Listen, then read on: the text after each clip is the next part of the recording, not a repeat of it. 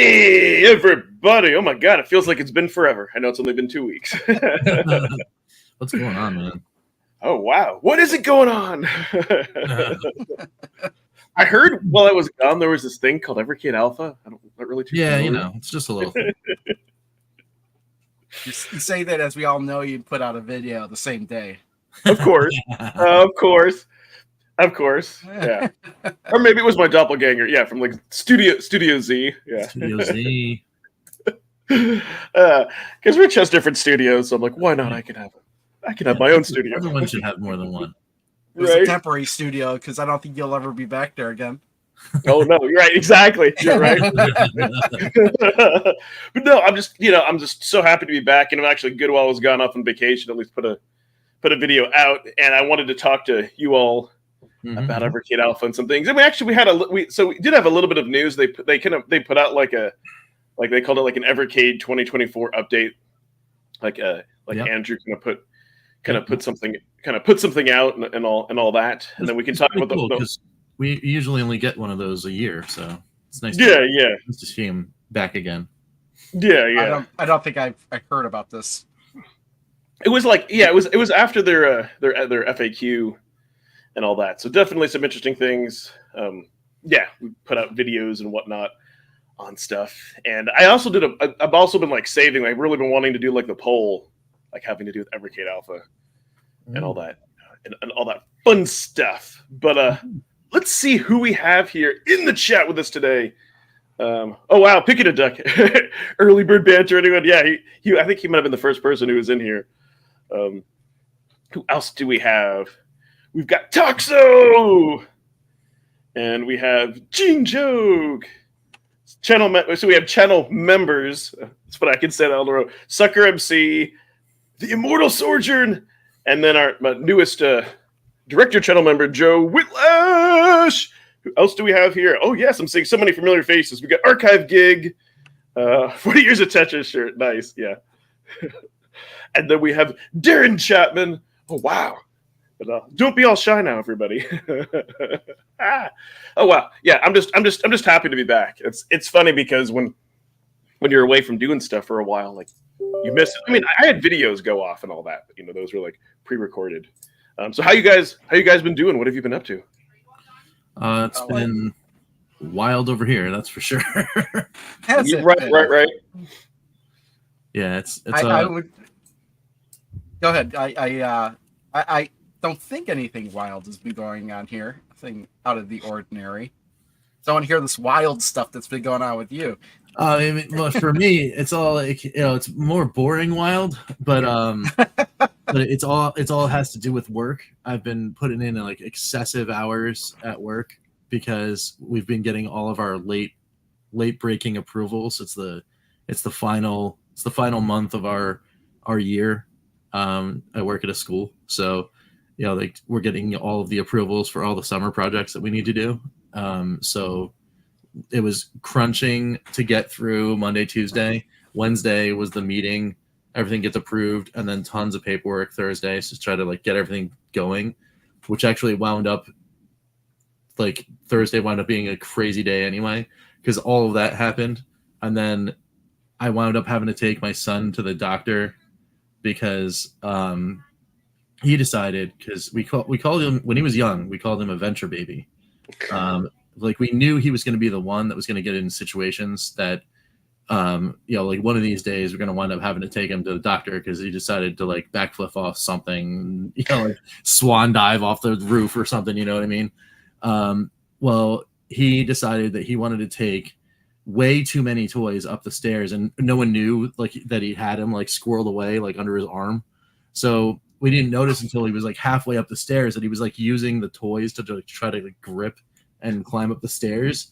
And as I'm going like, no, Henry, don't, he like pushes something, it falls out of his hand, and then he reaches back to grab it and then like follows the toy down the stairs.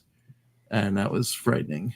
I'm confused. What was he using to like? He had all these Transformers toys, and he had them all tucked under his arm, and he was using his free hand to like pull himself up, which was fine. But for whatever reason, he decided that that Bumblebee needed to come out of the pile so he could like climb up with him. And I'm like, no, don't do that because you don't have enough balance. So he did that, and then everything fell, and then we had to take Live and learn. Yeah, it's just a case of the hobbits running wild in the Shire, and then Gandalf having to like teleport into the last second and rescue. So that's why we didn't have calling all retro gamers. That's right, because I was at an urgent care with Henry because he wound up hitting his head. He had this huge knot on his head, and I was like, oh my goodness, it's like, am I gonna have to take him to the hospital, the emergency room? Well, it's like take him to the urgent care first because you can get in there quick. And then, like they did all the checks and they gave him the bill of health, and he's like, whatever. But the whole process wound up taking like an hour and a half. And then we got home and all that kind of stuff. And then the very next day, I wound up having like palpitations because I get on the phone with a vendor, and the vendor told me that there was like a snag on paperwork for getting a renewal. And they're like, oh, it's no big deal. You just, you won't have internet on Monday morning, but you'll be okay. And I'm like, what? You won't have internet? It was like we're a school. You can't have. We won't have phones if we don't have internet. You don't have communication. You don't have everything will be down. Like, what are you talking about? So right. Then we wound up getting that fixed too. It was like, it's wild, man. Nice. So that was the week that was. Well, I guess like I kind of had a little ordeal going on, but I kind of put it out of my mind because I'm just because I went and looked at my bank account and I had all these charges on there with stuff that definitely wasn't me.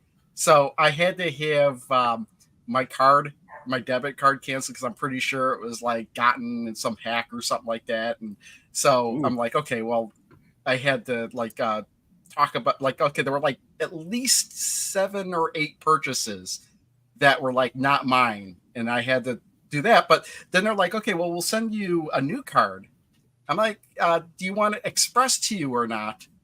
I'm like, oh no, like how long does it take? 5 to 10 business days if it's not express. Oh yeah, I should be fine. I'm not gonna pay like $25 to have it expressed to me. Well, it's like over a week later, and it's like, I have bills to pay. Where's my card? Man, oh man. And I was like, I thought they could just give me the number and I could just use it online. No, they're like, no, we can't give you the number. You have to wait till you get it in the mail. yeah, activate it. Fun, riveting stuff, everyone. Welcome to the days of our lives. That's it, man. It's great to catch up. Oh yeah, Pete. Is he? Yeah, we were kind of talking about that because we don't know where Pete is, or do we? Because we were like, "Where's Pete?" And then at the same time, me and Rich remembered. Oh, that's right. He said he was going to be here this week. He's doing something like he's going to be. He's doing work related things. Yes. That's right. So yeah, he'll be with us. He'll be with us next week. So it's interesting, and I know this is a great question, and I know Crypto Coffee, you commented on my video, and I responded like to get the EXP VSR.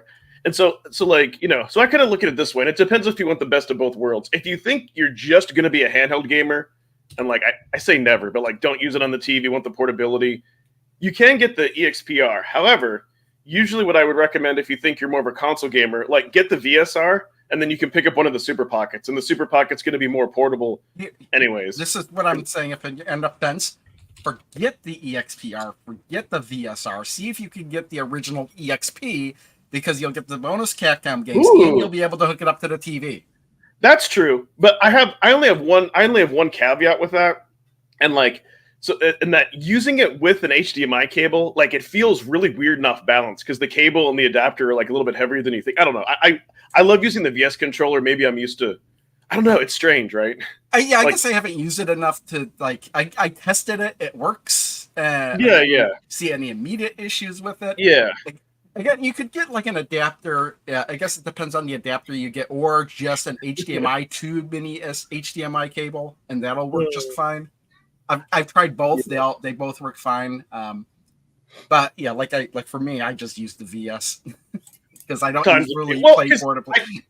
Right. Well, and I might have to do a separate video because I took the Super Pocket with me on vacation when I went, just to kind of have like a little device to play at the hotel. I put it like in the OG case and all that. So that's so like if you want something, like I still don't think like Super Pocket would be just the definitive way to play. But if you want something like portably to play, like it's fine. It's fine. I still think for a Super Pocket, I'd like a Super Pocket like 1.5 that has a little like charge $10 more for it, have a little bit bigger of a screen, and have a better D-pad.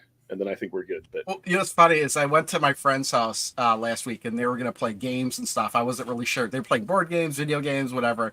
So I was like, okay, I filled up my backpack.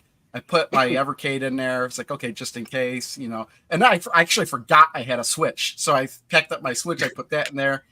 And you know what I wound up playing most of the time? What? I wound up hooking my PC up to their TV. Of course. Of course. Of course. That's great.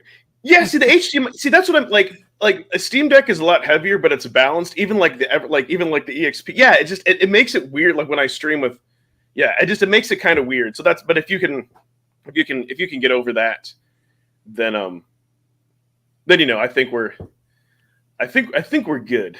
So to segue into other topics, so this poll I had run before my other videos, and actually like people like it's not a surprise. It's like the highest number of people I've had like vote on the poll. 176 votes, and this is going for 8 days, but after like 4 days, it was kind of like this. Oops. Ignore that search right there. That'll be for something later. When I just said, "Are you good?" What? Never mind. What's up? I was gonna say because I said, "Are you going to buy Evercade Alpha?" Simple, hard pass, maybe, definitely. I'm like 54%, which I kind of expected that. Although maybe it was higher than I thought. I wonder if there was if for hard pass, I wonder what the reason is. Is the reason just that it's not appealing, or is it because of the price? So I'm glad. Okay, so I'm glad you mentioned that. So before we go into that, so okay, I can tell you what I like about the Evercade Alpha, and then like what I think is what's like a miss, and what I don't like. Kind of based upon feedback or anything. Kind of my first reactions and all that. So the best thing that I'll tell you the best thing that I love about Evercade Alpha for the overall Evercade community is that it's gotten the attention of people who are in the home arcade space. Right, like it's gotten the attention of people like P-Dubs and all that, which is like really cool that he subbed to my channel and saw stuff. Like Virtual Ralph he even commented like on my videos, which is kind of neat. But like there's also been other attention to where people have been like posting up to it. And I'm not just talking about someone like Mad Little Pixel who or like John Hancock who like Evercade, and they'll talk like other people who normally wouldn't give Evercade like attention, like they kind of did at the Super Pocket. So I like that we're bringing over the arcade folks, and it's getting attention. So that I think is great. The thing that I think the biggest issue with that is I think the Evercade Alpha was hyped up way too much. It was one of those things where it was hyped up way too much, and then the excitement like didn't match what it was, right? And I think what deflated all the excitement was the price. Yes. Well, yes. Because okay, so there's a few things. So first of all, it is because what I think you could do is like somebody who's new to the Evercade ecosystem, you could buy an EXPR for $100 and then spend another $100, get yourself like an 8-bit arcade stick. There you go for $200. You've got the arcade experience. Yes, you're not going to have it like in a cabinet, and maybe it might not be as nostalgic. You won't have the built-in games, but you can plug that into your TV. You know what I mean? Yeah, and you don't necessarily need 8-bit though. I mean, there's plenty of other brands out there for the same price, sometimes even cheaper. Yeah.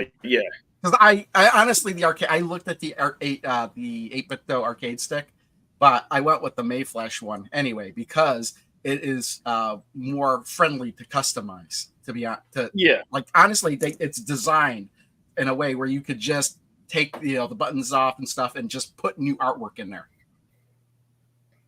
Which is why mine looks like this. I replaced all the buttons in the joystick and stuff. It's so easy to do. I would recommend Mayflash over 8-bit though, to be honest. Yeah. So that's kind of so there's that. So here's the other. So there's a few things, and I think why the hype was down is because they still continue to partner with Capcom, and we've already seen Capcom, especially the Mega Man one, like the game. Like, dude, we've already seen Strider. I mean, I love Strider and Final Fight, but it was just, I don't know. It was just like it was the excitement. But I'll tell you what the biggest. here's what like the biggest issue, which I kind of find interesting, is it's not a portable, right? It's a movable, which is I can't take that quote. It might have been Gene Joke or somebody you know who what's said funny? that. It's you know what here's what I'm going to say something. You can consider it to be portable. You know why? Why? You could plug in a power bank. Yeah, Portable. yeah. No, I know, but it doesn't have like a built-in battery. But I like how it's kind of like movable. But and this will be a controversial statement, but here's why I say something like that is useless to me for one reason, which I think is the biggest miss. And it's funny because a lot of YouTuber videos that I was watching on this say the same thing. There's no freaking HDMI or mini HDMI port out. You know what though? I was thinking about that. I wonder. Here's the thing, and I'm starting to think that the reason there's no HDMI out is because of the built-in Capcom games. I don't think so. And I think that might be the reason Or tell me what. The EXPR has no HDMI out either. Yeah. So you can play the Namco games on it, because I wonder, even when the EXP came out and it could play the Namco cartridge, I wonder if there was still some sort of issue because it could still hook up to a TV. Maybe, but here's I wonder though what also like the price difference would have been if they did include it. How much more? $20. I wouldn't think an HDMI. And that just like adds fuel to the fire if it's like $20 more to have HDMI out. It could, but it could be. But here's the thing though. I think that was Blaze's choice specifically, and because the EXP itself has all the Capcom games built in with an H. You know what I mean? Like I don't think Capcom cares if you hook it up to a television. They just want the games to be contained on the device. They don't want carts. Like I don't think they. Yeah, I mean, yeah, that's a good point. I wonder if that's the reason I say that. But so I have. Oh my god, I love the. By the way, Immortal Sojourn and like Gene Joke, they're like the unofficial official comedians of my channel because I don't know. I don't see that as a joke because that's a yes, you can do that. I have a portable 50-inch TV I can plug into a solar generator on wheels. Oh my god. Hey, game go! Anything is portable if you could pick it up and carry it somewhere. Yes, yeah. That almost happened. Yeah. So I think it's great. I think it's innovative, but for me, because there's no HDMI, it's useless. And what I mean by that is that like I can't plug it into stream. Yes, I could rig up a camera system and all that, but I have I think a lot of YouTubers, I have like a setup. I have an HDMI switcher. It's I'm not going to be able to stream it. So that's right. That's kind of the biggest thing. And again, that's really what the I'm kind of disappointed. You're coming in low, buddy. Am I coming in low? Yes. Yeah, you dropped like. That's weird because I haven't done anything. Oh no, I know. I can hear you just fine. Okay. Oh wait, is it me then? Maybe. Did you just? Okay, maybe actually bump this volume wheel. I'm sorry. Go ahead. I'm sorry. I guess I bumped this volume wheel. Go ahead. So what were you saying? I'm disappointed I can't play those games that are built in on a regular television. Because it would be nice because you could plug in regular controllers. So you could just put it off to the side, have the HDMI out, go to the TV, plug in another controller, and then you can play whatever on the TV through the arcade machine. But that's it's a little weird, sort of, I guess. And I'm disappointed I wouldn't be able to play whatever 6 games are on those devices on the TV. But aside from that, it's exactly the same as, regular VS. Yeah. Other than the lack of 2 more USB ports. But you bring up a great point, Crow. So a lot of people on my channel have commented like for doing like 2 players, Street Fighter Alpha is going to be kind of cramped. Like they kind of wished like you could plug it into a TV to do 2 players like that. One person could. So that's kind of the other issue. So it is the price. It's the price. It's the fact. But yeah, I kind of figured it out. But this is literally what the screen size is going to be. Okay. 8-inch screen size. This is the screen size. It's compared to my phone. That's what it's like. Yeah, and that's fairly good. But it is the like. It is funny. You mentioned that, and somebody was complaining that it didn't have. It's like a VS, but it didn't have 4 controller ports, so 4 people couldn't play. I was like, okay, well, 2 people looking at that, I could see 2 people playing it on that 8-inch screen. Yeah, I can't see 4 people. Right. So there's kind of that. Like, there's no HDMI. Definitely the price. Like, it is a lot more. Because here's the thing: if you want to get the deluxe edition, it's like over the $300 rate. Like, they're almost starting to get like into Steam Deck territory price. and other, Well, and like other that device might just praise. because my problem is like if I was looking at the Steam Deck, my problem is I only look at the most expensive version of it because I wouldn't buy any other version of it. So it's like half the price of the most expensive version of the Steam Deck. Yeah. So funny that you say that, Game Freak, because when I did the video for Namco, it kind of is that, it kind of is that size and all that. And I guess here's my whole take on it too. Like, I love Street Fighter as much, and maybe I'm wrong on this, but like, I don't need and I don't want every single version of Street Fighter. Like, I want as far as like from the championship hyper fighting era. Like, when I was a kid and I played those better versions, I never went back to the original Street Fighter because it's really slow. And for Alpha, I'd rather play Alpha 3 than 1. Maybe that's just me, but I feel like that one has too little games. And then while Mega Man is cool, like that Power Battles game, you mainly just fight bosses. It's different. You know what I mean? It's different. It's a boss fight thing. And honestly, I did buy the Mega Man one, despite the fact that the Mega Man games on there are the ones I'm least interested in. But it's got a better variety of games, other than having five Street Fighter games and then one puzzle game on the other one. But I like the look of the Street Fighter one more. Honestly, when I get it, I'm probably going to take it apart, and I'm going to see if I can the bezel on it. I want to see how easy that is to replace, because I don't need the Mega Man bezel on it.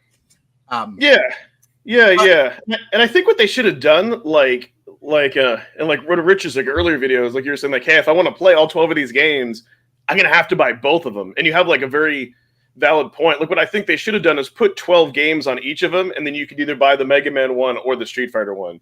Because I mean, again, who knows why it is 6 games? Why aren't all 12 games on one of them? For example, is that what? Well, that's what price issues that cost? Is that gonna it's 100% the thing that is the biggest. Like, it broke my brain that there are 2 of these things at that price point, and then it is now, unless someone is willing to go out there and do that, you're never going to have all of the Evercade stuff. That makes me sad. And, well, the thing is, the price part. A lot of people are saying this is costing too much. It is, honestly. But what if I look at the components in it? People are saying they could build one themselves for cheaper, but I just can't see that. The screen itself, like if you bought it off of AliExpress, like an IPS 8-inch screen is $40. The Evercade, that the hardware that's built into it, if we went off of the price of the VS, that's about $100. So right there, that's $140. Then you've got the joystick, the buttons. You've got the interface, the controller interface that's got to be in there. You've got speakers. You've got the audio interface for the speakers. You've got, and then you've got the actual unit itself, the frame, the wood, or whatever. That's not free. I mean, unless you repurpose another device. But so when people are saying like, oh, they could build one for cheaper, I'd like to see the itemized list of components. I could tell you how you do that. It's like you already have an Evercade. Let's say you already have a VS. Yeah, okay, you already have a VS, but that's $100. It's not free. Yeah, I know. But it's not having, and then you could find, like, if you search hard, maybe new or used, you could find like an arcade 1-up, like for 100, maybe between 100 or 150. Yeah, okay, but now you're not just going. The thing is, like, you're not going out and buying components. You're looking for something used. Yes, and you're going to negotiate a price. That's not everybody's not going to be able to go out and do that. I agree, but that's how people are getting here. So I have a big problem. Say like, oh, I bought it for I could build my own arcade unit for $50, but I already had this thing sitting here and that's free. I have a problem with this exaggerated statement that I'll almost call a lie in this, because it says like historically, officially, these arcades. Basically, he's saying that like typically like bar tops have only been like 1 to 3 games per unit, and they managed to get 6. He's referring to like maybe like there's been like a Mortal Kombat or a Teenage Mutant Ninja Turtles that have maybe only had like 2 or 3, or NBA Jam, but typically like the Namcos have always had 4 or 5. Like they've had, or like if he's going back 5 years ago, yes, there's like a Namco and a Pac-Man. Are you talking about arcade 1-up Namcos? No, he's talking about like the bar tops. Like if you buy like 5 or so years ago, if you were to get like the cheaper end bar tops, yes, they maybe only had like Galaga and Pac-Man. From where though? What he doesn't say. It's just an exaggerated statement, basically. So like that's like, okay. So that's kind of the other thing that I have a little bit of a problem. Again, I love Blaze. I think they should just share more information with us. Just tell us like, hey, we wanted to have more games, but it would have been too expensive.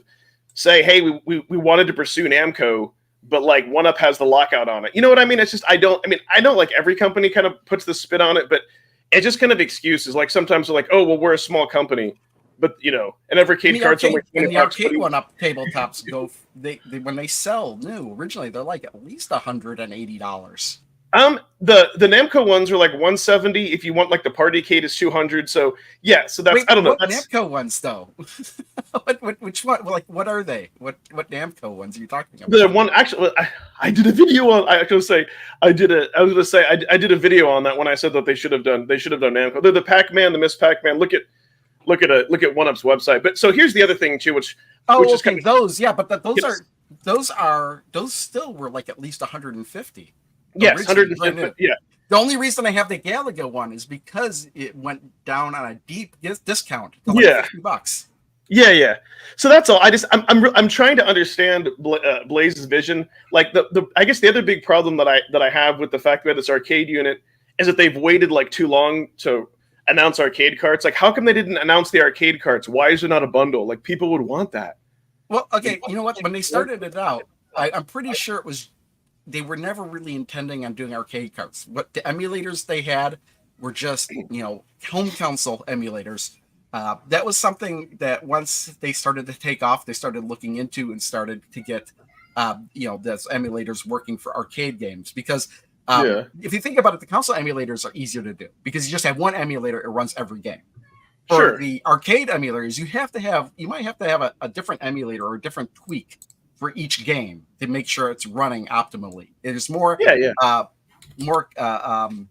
settings to tweak per every arcade game. So that might be why they did it that way. They waited so long to do arcade games. I don't think that was in their. They wanted to do those. We already have arcade emulators, so it's kind of a weird thing. Like, and I still don't like that Blaze canceled the showcase. I think that was a mistake. Like, I think that was a very cool way to like showcase off. And and then the funny thing is, like on my stream, like I hear like sometimes like I've heard them say, well, based upon feedback, we didn't want an HDMI to, incur that. Who's giving this feed? Like who's giving Blaze this feedback? So I'm going by like hearsay that was on Discord. Again, I love Blaze. It kind of goes back to I just wish they would be more more consistent with stuff. And like the Game Freak. Okay. So his comment. That's exactly who in the universe was talking about. So you did buy. Yeah, he did say you did that for all around the same price as the Alpha, and I could kind of see that because the size of it's not going to change the price all that much, I think. Because honestly, what's funny is like you could get like a 32-inch screen, the same price as an 8-inch screen. It's just yeah. So that's kind of the things. No HDMI. It is expensive if you want two of them. It's like the Street Fighter one doesn't have enough variety of Street Fighter. Like, again, I could be dead wrong. For those who are nostalgic and want to play the original, and then the second one for the Mega Man, you have a repeat of 2 games, and then you have the other shooter that looks cool, and then you have the Mega Man ones, which will be fun, but the replayability won't be there as much. And then like I said, there's no type of HDMI, and then the cost. I think that's like I wonder if they paid more for the licensing. I don't know. And so for me, I honestly think that you gotta add labor into there as well. It's not just the cost of the parts; it's the cost of the labor and throwing a little bit more to actually make a profit. So the price point makes sense to me. It's not going to make sense to a lot of people that are able to build the stuff themselves because they could potentially be able to make it for themselves for around the same price. Throw a Raspberry Pi in there or something like that and play way more games. Love the showcase. People keep asking about stuff you couldn't disclose. I have your insider. But here's the one thing that kind of did make me an appreciation for. Like now I really want like a Namco Super Pocket. Like I really just want like a pick up and play Pac-Man. And that's the kind of thing, like, if this was maybe a Namco, at least it would sit on my desk and I would play it more. But it's kind of like for that price and really not a good time for me to pick up something, to invest that. Like, I couldn't really justify the cost for what you get. Now, for those who do want it and want to have fun with it, I think it's awesome. But here's the other question I wanted to ask you, Crow. Don't you think this should have been a Hyper Megatech product and not an Evercade product? Yeah, that was the question we were talking about last week, because it didn't make any sense why the Super Pocket is brought up by Hyper Megatech when it's actually just an Evercade Junior. Yes! And this comes out as an Evercade product when it's practically exactly the same thing as what a Super Pocket is, just in a different form factor. Yeah. Yes. So that's the other thing. And that just kind of goes weird. Mushjack, the repeats, what I'm referring to is we already got Final Fight and we already had Strider on the EXP. That's what I mean by repeats of games. And it's funny. I got the deluxe Mega Man one, and what I'm planning on doing is replacing the marquee with the Final Fight one, because I actually Final Fight being on that was one of my deciding factors for that. Oh my god! Even though I already have it on EXP. Dude, a Link Super Pocket would be great. Okay, that's what you're gonna. So yeah, there's some excitement, there's some not. It's not for everybody, but it's just, and again, it's kind of funny because when I was streaming last, the big thing I just want from just more consistency and just a little bit more transparency. That's all, and kind of like a written out thing. Wait. Okay, what do you think they should have done different? Okay, be more transparent. Okay. Well, for one, this should have been a Hyper Megatech product, because the consistency with the Super Pockets, right? The fact that they should be explaining why it's an Evercade product and not a Hyper Megatech product. I would just like them to talk about why didn't they have an HDMI? It's like, did they choose that specifically because of the cost, or here's the reason why I think that they didn't do that. I think that if it had an HDMI out, they were afraid that people wouldn't buy as many VSRs. You know what I mean? So that's I don't think that logic doesn't fit, Frack. You know why? Because of this, I canceled my pre-order for the VR or the VSR. Or the EXPR. Yeah, I canceled my order for the EXPR because I can't see myself buying both. I don't really need the EXPR, and if I'm going to buy this, I'm not going to, spend another extra $100 on something I actually don't really need. No, but actually, and I don't need this either. But yeah. But the reason I say that is, let's say you're coming from the arcade space and you wanted to get into Evercade. You're like, cool, I'd really like this Evercade arcade machine. It would look nice, but I would also like to be able to get into their collection and play stuff on their TV, right? And so maybe they're expecting that they'll buy them separately, because I don't think it was Capcom that said no, and maybe they say the cost would be that much more. I mean, I don't know, how that's. And that's I just wish they would kind of explain their choices and just be like, no, we I don't know. I wish they would kind of explain their choices. Like, why did they go with Capcom? Because to me, it's an easy get, because they already have that relationship where they're contractually obligated with Namco under law. I don't know. It's just kind of weird. But then again, I hear from other people outside the Evercade ecosystem saying, no, you're wrong, Ed. We don't want Namco. It's been done a million times. We want Evercade Alpha. But just coming from the Evercade universe, I know people were really wanting Namco. So yeah, actually, the Alpha games were the reasons I wanted the Street Fighter one. Okay. I love the Alpha games. Yeah, and they're not really. You don't really see those a whole lot of places. They're not. No. Are they on any of the arcade 1-up ones? But I only have the original Street Fighter one, and that only has 3 Street Fighter games on it. Right. And none of them are Alpha, but. And that's the one I converted, and I put a PC in. Dude, a twin stick Robotron. You know what's funny about that with Smash TV? I kind of talked about if they did a Williams collection with Smash TV Robotron, and then you could play it the same way you could play it the same way as Xeno Crisis, but now they've added analog support. So I don't know. I think and here's dual twin sticks on the VS. Well, you don't need analog for that. Those games never used analog. They just had 2 joysticks. I know. But if you played it on on emulation, like a PlayStation controller or an Xbox controller, you would use the analog sticks. Yes. Yeah. So it's kind of like, who is this device for? Is it for the? See, here's kind of the conflict. If you already have a bunch of cartridges, like a lot of us, this device is awesome because you can pop them in and you can play it. But if you're coming outside of the Evercade ecosystem, then it's an added expense on top of the $200+. So I don't know. I think it's more of a neat device to have, but it's just I don't know. It just kind of goes into the mixed messaging, and then there's a lot of people that say they don't want new hardware. Here's what I would have been, and quite a few people have commented. Here's what I would have been more excited if they didn't have the built-in games. They had the dual slots. They kept it cheaper, right? Like, let's say it was like a $150 price point, and maybe it came with an arcade game, or you could, or actual arcade carts. Like, let's say it's not Namco, and they just had like different marquees. I think people would have been more excited if it was more of a generic cabinet. Yes, it maybe wouldn't do as well for people not in the Evercade ecosystem. I don't know, but well, they do have the replaceable marquee. Why is it It called would have been Alpha? interesting if one of the marquees was just said Evercade or something on it. But Yes. I wonder, like, yeah, that's one of the things. Though, Yeah, it's called Street Fighter Alpha. Sorry, yeah, that makes sense. I'd have to go back and check. Didn't Pete, and I swear to God, didn't Pete kind of jokingly say, like on several Evercasts a while ago, that maybe it comes with Street Fighter Alpha? I swear to God, maybe, or one of us. What's might have funny is said I never put two and two together. Like, Yeah. that, but, Yeah, I think he might have made some kind of comment about that. Yeah, But I was saying, did Pete like predict this? That's yeah. We'll have to ask him next time. Well, I mean, he predicted that this was going to be a counter Yeah. pack. well, just Yeah, to throw everything off, they watched them put the Japanese versions on there, where it's called Street Fighter Zero. yeah. Yeah, Nice.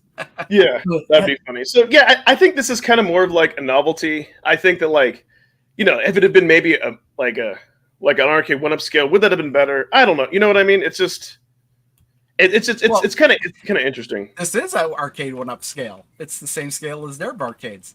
That's right. No, but I mean like the bigger ones, like the Right. Yeah, If but they then you're did it talking bigger, it would have been like at least $100-$200 more. Yes. Yeah, I know. Yeah.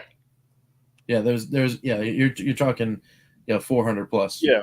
Yeah, but then you got to manufacture it and then ship it all over the place, and then it becomes really expensive. Yeah, I mean, I think. Yeah, go ahead. Sorry. I mean, yeah, but but that's where I continue every time someone says Alpha now, my brain just locks up because it's like I want one of the things, right? But it's like I just keep going back to like, well, then which one? Like, do I get a Mega Man one because that's where the discovery is? Do I get the Street Fighter one because at least here's a cabinet with all the Street Fighter games, but then we'll never get or possibly never get the Mega Man games or any of the other things, so I can play it on the other things. So it's like, well, I don't know. I mean, obviously the marketing says, well, just buy them both. It's fine. But it's like, right? We don't have, where am I going to put it? That's the other thing for me is like, where do I put this thing? Like, I can't put it anywhere in this room. It's not like anywhere in this house almost. So so then now I'm relegated. All right, well, I'll take one to work. That's fine. But it's like, what?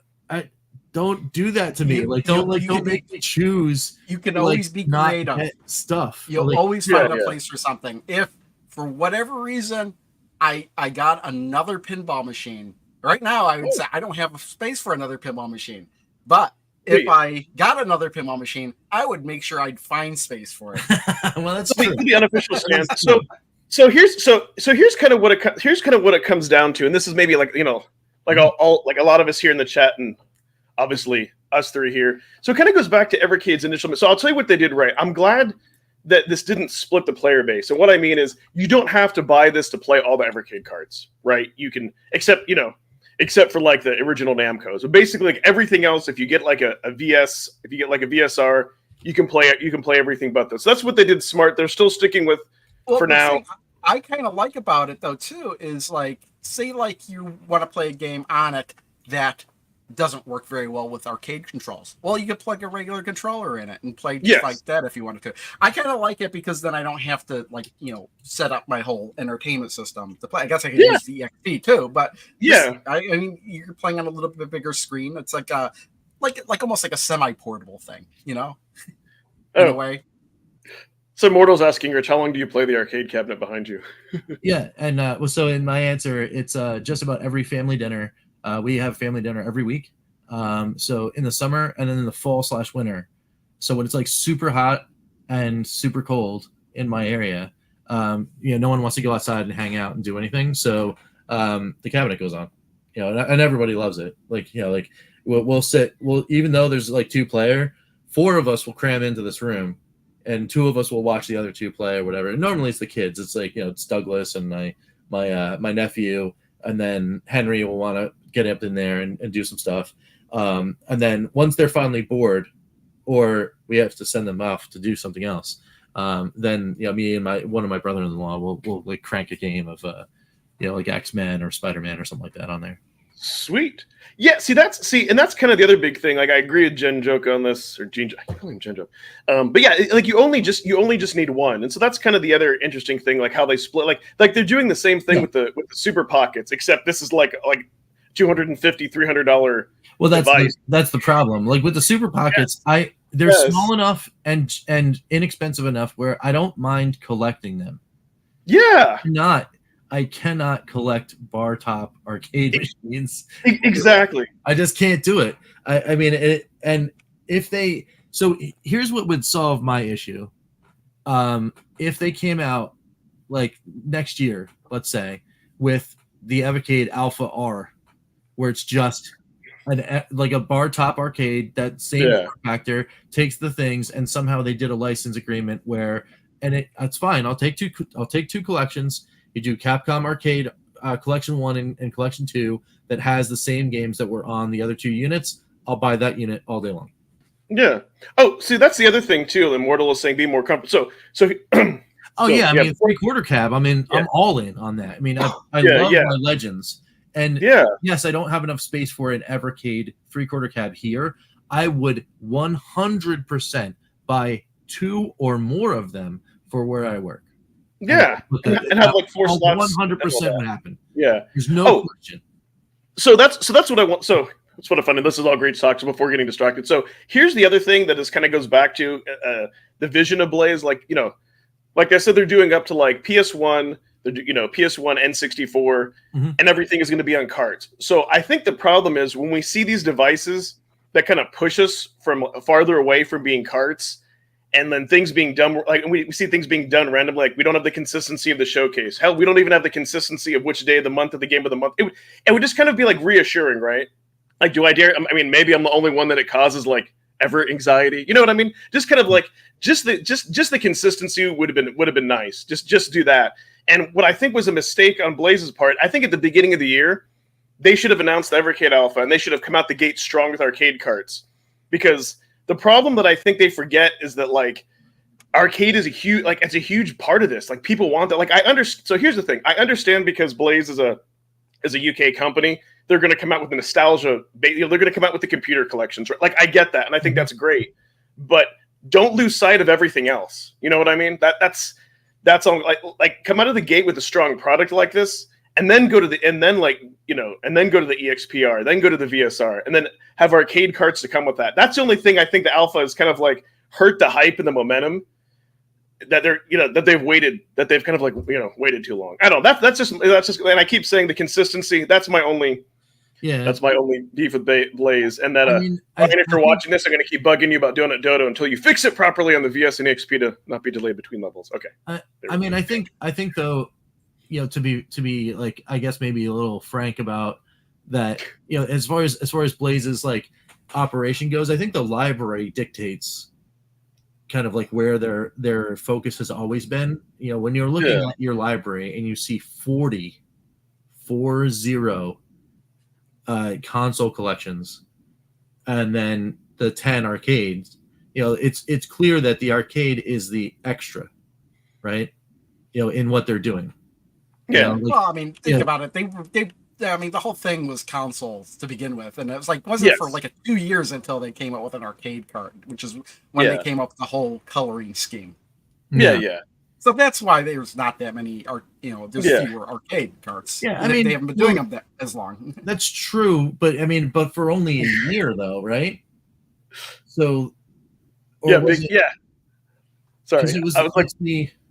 it was the original handheld, then the VS, which was the year that they started the arcade carts, then the EXP, and now here we are in year 4 or 5.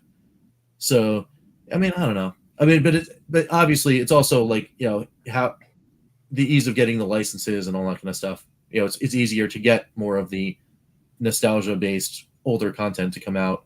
It is harder to find all of the people that owned all these arcade licenses and then do all the work to get all that stuff working too. So here's the other big issue that I've had, and I think it's funny because a few other YouTubers have called this out. Like, what I want to know is why as much as why won't Capcom let Blaze have carts? Like, in other words, what business are they afraid? Like, are they afraid that if somebody buys that and they have the carts, they're not going to buy like Capcom Stadium on a console? You know, like that I would like that. I don't understand. Like, what's the big deal of having? Maybe they're afraid of the future of somebody else like playing it on another device. But who cares, right? Like, I don't think it's taking away any business. I guess I don't know. I don't know. It's probably some licensing agreement that they're still in the process of trying to work out. I don't know. I mean, those are things we don't know without like those people at Blaze who are, communicating with these companies, these publishers, like to get the licenses for these games. We have no idea why certain things don't come out, and it's the kind of thing where they're not going to tell us either. Yeah, true. Oh yeah, like actually that would have been kind of cool. Like, if the screen could have like rotated or tate mode, that might have been. That would have been interesting if they. That's one thing I think they could have figured out how to do pretty. Like, even if it was like kind of like not fancy, be able to rotate the screen would have been pretty cool to be able to do. But, yes. And again, I think they're just trying to keep the cost down as much as possible. I still think the HDMI thing is a cost saving measure. I think that's really what it is. Yeah. It's because Blaze can publish. Yeah, true. But like, so like, and Namco kind of does so. And it's a weird thing, right? Like, I think here's the thing that people. Okay, I don't like. I think if you're, let's say, like you're a modern console gamer, right? You have like a PS5, you have an Xbox, you're a PC gamer. If you want to play Capcom games, and let's say you don't want to sail the seven seas and like use like coin ops or something, you're probably going to just buy Capcom Stadium. Like, in other words, you're not just going to buy an Evercade just to have it on a cart. I could be totally wrong, but I don't see what business they're going to, or someone like me who I wasn't planning on ever buying Capcom Stadium anyways. So I don't, you know what I mean? I bought them because they were part of a Humble Bundle. Yeah. I'm just trying to, because like Namco specifically kind of had that too. Like, I'm just trying to wonder what's the big deal with having a cart on a con. You know what I mean? That's like, what's the specific reason? Is it the revenue? Is it the control? Well, is it that they wanted more money? I don't think that's the issue, because these games are out on cartridges. Like, not these games particularly, but Capcom games come out and compilations on discs, and there's on the Switch even. So it's not that there's an issue with that. There's maybe an issue with the fact that maybe Capcom can't publish it themselves. Maybe it's because they have to go through Evercade, Yeah. Or why can't they just do a limited release? Say, here are these Capcom collections. Everybody who wants one can pre-order it, but just note, like, at the beginning of next quarter next year, they're going to go Legacy. Like, at least that. So, you know what I mean? Like, I would rather have that than, because I guess I can't wait to see. I've done a few videos. I've done a few videos on it. But see, the thing just answer Taxo really quick. I don't have an egret, the Taito egret. Those, now talking about expensive, that thing costs about as much as an Evercade Alpha, and it's smaller. Yeah. How many people are complaining about the price of that? Yeah. So like for me, like it's like there won't be like a full review, because like for me, like my Evercade fund, I need to have that for the end of the year to get like the carts, the grip, and like Super Pockets. Like I would rather have that. Now, like if Blaze wants to like send me one out, sure, I'll review it, but I don't think that's gonna happen, sadly. But that's, I would love to get my hands on one of these, or even though I knew someone who like lived, I would love to be able to do that. Oh, so here's maybe a possibility that some of us might get one. If local stores like Best Buy and other places start carrying them, and let's say if they don't, like kind of like maybe they go on sale, like if I could get this thing for $100, yeah, I would probably get it. But hold off for it to be on sale. Or what if they come out with other ones that you really want? So for me, the good thing about this is I would look forward to Super Pockets, which I never thought I would. Now that I see the cost of this, like something like if they're the right games. But for me, the Super Pockets still need to have a better D-pad. I've kind of gotten used to holding them, and for me, it's a pick up and play device. Like even now that I've gotten back home, I haven't touched my Super Pocket, if I'm being honest. I've used the other gaming devices. But if it had something like Pac-Man that I could pick up and play, or how about something Tetris, like this? oh god, you know, It's my it's the I Ardu conquered. boy. Still remember. I didn't recognize you. It's my Ardu Boy Mini. Oh, there you go. There you go. So here, Even so smaller. so his take, yeah, I think it's a cost saving measure, but so that's okay. I think that's actually very well said. That it's a cost saving measure, but it's also going to hurt. Yeah, it is also going to hurt them on sales. I don't know. Like, are there people out there being like, "Well, I was going to spend $200 on this thing, but I'm not because there's no HDMI out." Are there people like that? Would you have bought it if it had HDMI out, Ed? Hold on. Maybe they can accept. Yeah, I don't know. True. Except I would maybe have to trade this guy. I mean, maybe have to trade this guy into a bunch of stuff. I would have. I would have, if it had an HDMI out, then I would have maybe like asked, like, could I, hit up relatives or something like to get it for Christmas? Because I'll tell you the reason why. There's quite a few people out there that were kind of on the edge of maybe, and I think Rich, I'll put you in this category, maybe wanting like another like Evercade console that you could hook up to the TV for whatever reason, whether you want the convenience of it being in the other room, you want to capture footage, and yes, an EXP is $100, but it's like, hey, that would have been another, like, I kind of want another device like this. It would have been something that I could have justified the cost more. And I think, like, kind of think of it as like, here's how I look at it. Like a PlayStation and a PlayStation Pro or something like the Pro model where you get a little bit more. And this kind of would have been like the Pro model for the EXP kind of. And I think I think a lot of us would have maybe been able to justify the cost. Like, hey, it's not just isolated to playing these games. It's not isolated to the screen. I can hook it up to a big TV. I can do more with it. So that would have, you know what I mean? Oh god, it's traded to my Steam. Yeah, and for me, what would have been the thing was, yeah, I would have immediately ordered at least one of them. I would have figured out which one for the HDMI, just to have the convenience of to be able to actually like share with people the footage or whatever. But also, I would have had one that would have been one that would have went to the school for the multi-purpose room, because like it's hard to get people around that small thing for the 8-inch screen. So like being able to hook it up to the bigger television would have been nice. Honestly, I think that the thing is bigger than most people are expecting. Maybe like people are saying it's too small, it's too cramped, but we're not talking about like a really tiny device. This is actually pretty good size. Yeah. It's 16 by 12 by 9, right? Yeah, I think what more of is, Crow, is that like when you have like another monitor or something, it's easier to like huddle around that. That's kind of when you, it's the fact that you two people looking at an 8-inch screen, I think is fine. I don't. Well, but here's the other thing. If then you could say, well, if it's cramped because one person's using the joystick and you could just plug in two like VS controllers, then you might as well just get a VS and hook it up to a monitor. You know what I mean? Oh, well, except you don't have to have a monitor because the monitor is already built in.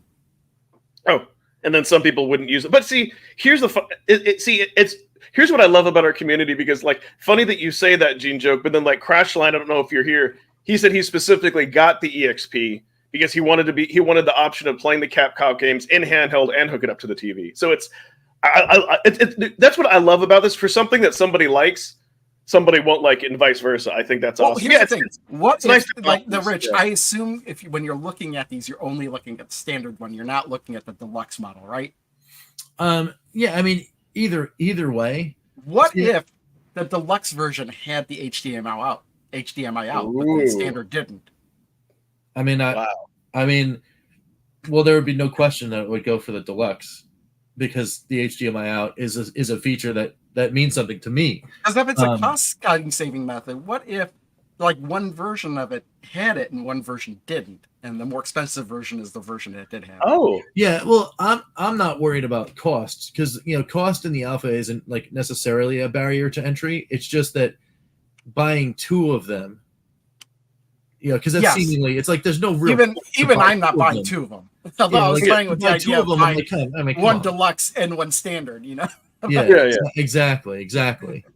But see, I'm not going to do that. So the funny thing, and again, what I love about this community, for the reasons that I wouldn't get one, I love how Ian Hobby says he's getting it. Living in the EU, he always wanted an Evercade one up, but yeah, it's overpriced for shipping.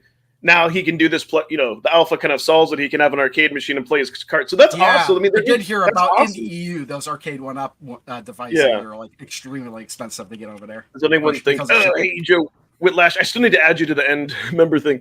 They could release more. They could make more marquees. Oh, so here's another thing that I think is kind of odd, is that and Blaze has always done this where you could only buy the deluxe or the special edition from Funstock.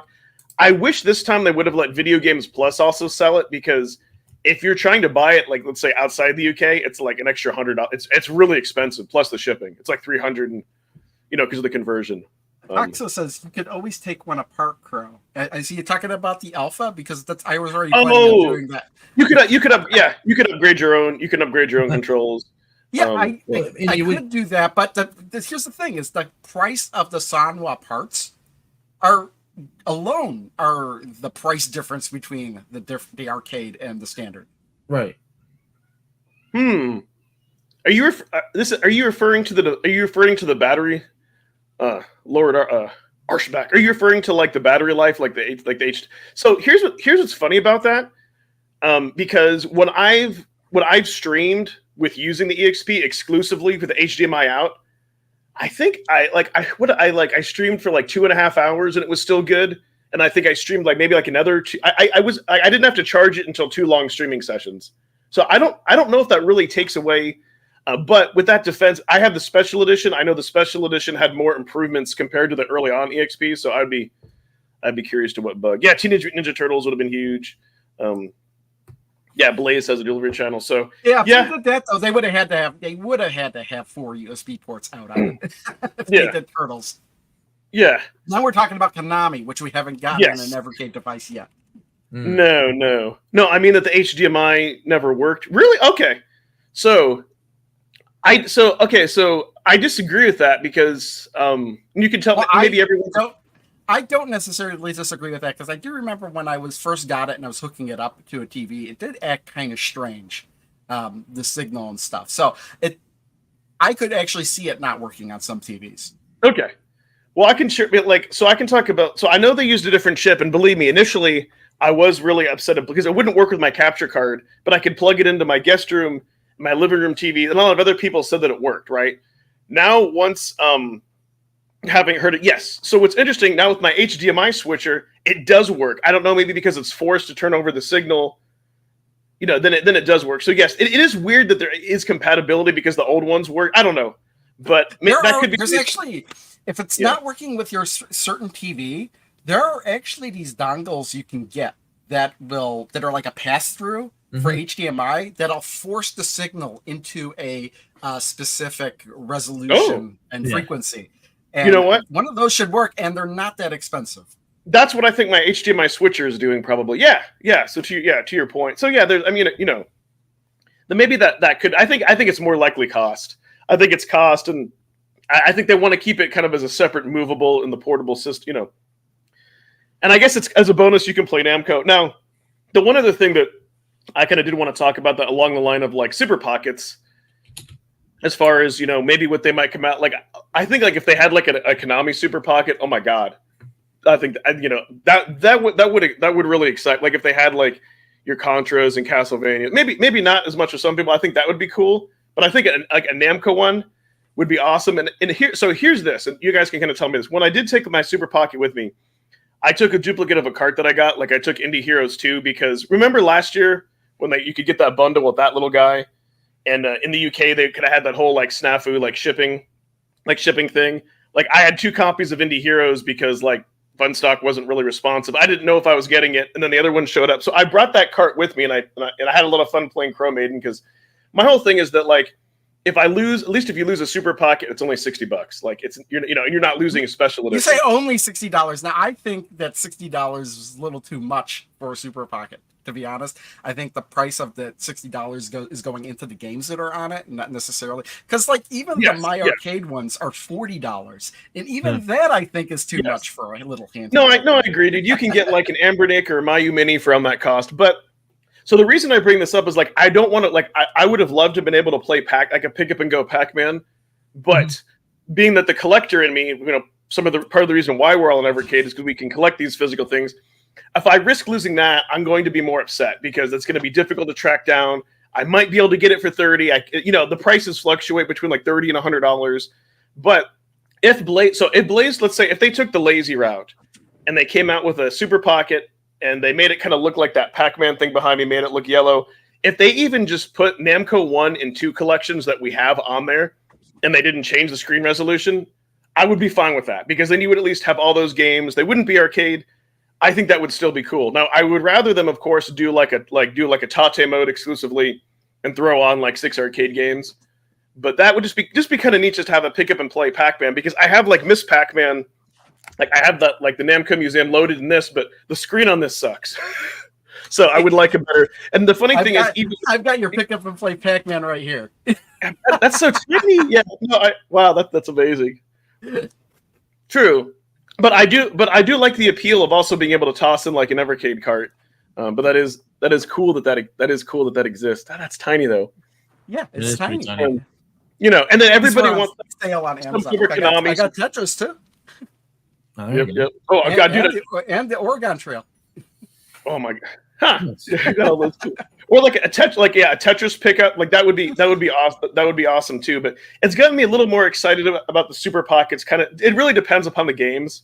Like I think that's kind of the big. Like I think it's like I forget who said it. I think with like an Evercade Alpha or a Super Pocket, like you only really need one of those devices if you're looking for that form factor and the way to play it.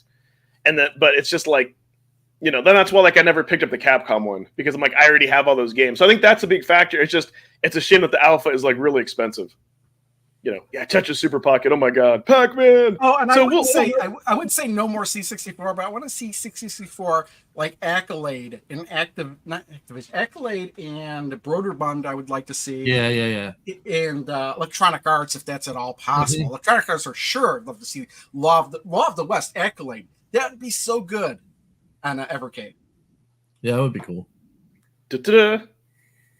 So so the roadmap. I don't know if there's not. So then here's the other thing. So we know November. God, this is like a long time to wait until September. God, I don't know. We're gonna get the cart reveals next month. I mean, that's gonna happen. Yeah. Yeah. But still, I just realized we have like we'll have Tomb Raider and Thelmos, but then we got to wait till September. God, that's a long. Yeah. But that's what anyways. They want you playing Tomb Raider and Thalamus all the way through. I mean, those are pretty long. Oh yeah, I'm gonna stream the hell out of Tomb Raider for sure. It'll probably take a while, Yeah. Dude. Yeah. Okay. I like that. No matter what kind of criticism Evercade, it's the ability to play the cards is the strongest. Yes. Yep. 100%, Ian. And that's what the advantage of the Alpha is compared to all the other tabletops that are out there. Yes, is because those have a set number of games. You can't add anything else. The fact that you can just you take all the cartridges you have, play all the games you already have on them. That's the draw, really. You've already got hundreds. If you already have all the carts, even if you don't have all the carts, you have lots of games you can swap in and out of the thing. It's kind of like the Polymega of the Evercade, and that like the Polymega is cool if you have like a big like retro collection, but then if you have to go out and buy those cards, that's an added. Like I feel it's the same way for Evercade. Like if you're already in the Evercade ecosystem, then there is the additional. If you already have the cards, but that's why I think they had to include games on it. Is because yes. A lot of maybe people that are interested in these type of ththings wouldn't have Evercade cards. Yes, yeah. But see, then again, though, and maybe this is part of Blaze's strategy, because there's a lot of content creators out there. All of us, we're talking about this thing, adding, whether it's good or bad feedback. We're putting it out there into the gaming universe. It's more for advertising notoriety for them, which is awesome. So yeah, is this the new hardware? Yeah, definitely. There are the two alphas. It has to be November. That's when And, it's so weird that it's not Hyper Megatech though. Yes, which means to say that there could be more Super Pockets coming up this year too, because that wouldn't be on this. But it's so weird. They should just rebrand them as Evercade at this point. Because what was the point of it being Megatech? It makes no sense. Well, the weird thing is, like, here we are in June, right? It's June 8th, and where's the I'm sure I'm going to say this, and it's going to be next week, but where's the Hyper Megatech announcement, right? True. They kept saying, "Oh yeah, it's coming. Yes. They had to do XPR. They had to do Tomb Raider. They had to do, the alpha announcements. They had to get all that out of the way. Yes, I understand that. But you know, I mean, if they're really two separate companies, I mean, it doesn't matter. You know, you just put out the announcement, and then we keep going. Now, is this only going to be? Is Hyper Megatech? You know, like, are they only going to put 2 things out a year? You know, like, great question. Well, you know, if you look at their thing, it's supposed to be things that are not video game related. That's what I'm talking about. Yeah, like where's the board maybe game? Maybe a card game or something. Exactly. I don't know. Where's the card game? Where's that stuff? Why is the one thing that they put out the one thing they said wasn't going to be? Yeah, right. Yeah, and again, it kind of goes back to the consistency, right? Like this should have been a Hyper Mega, and then when you think of not being consistent, I don't know. But so Ian, I'm glad you mentioned Donut Dono Alpha. So that makes me very sad because with no, like, here's the thing, with no HDMI out, like part of the fun for me playing Donut Dodo is being able to stream it, and I can't do that. Like, you know, it would be very difficult for me to change my setup, you know. So that will never happen. Because to be honest, like Ed, though, that's like you specific problem. It is. Not it being is. able to it is. stream it. 100%. Like, I think most people 100%. are not going to be upset that they're not going to be able to stream. No, you know, it would have unless they point the camera at it. I agree. It would have given more notoriety. Oh, the other thing I wanted to say that I don't know why they're doing this.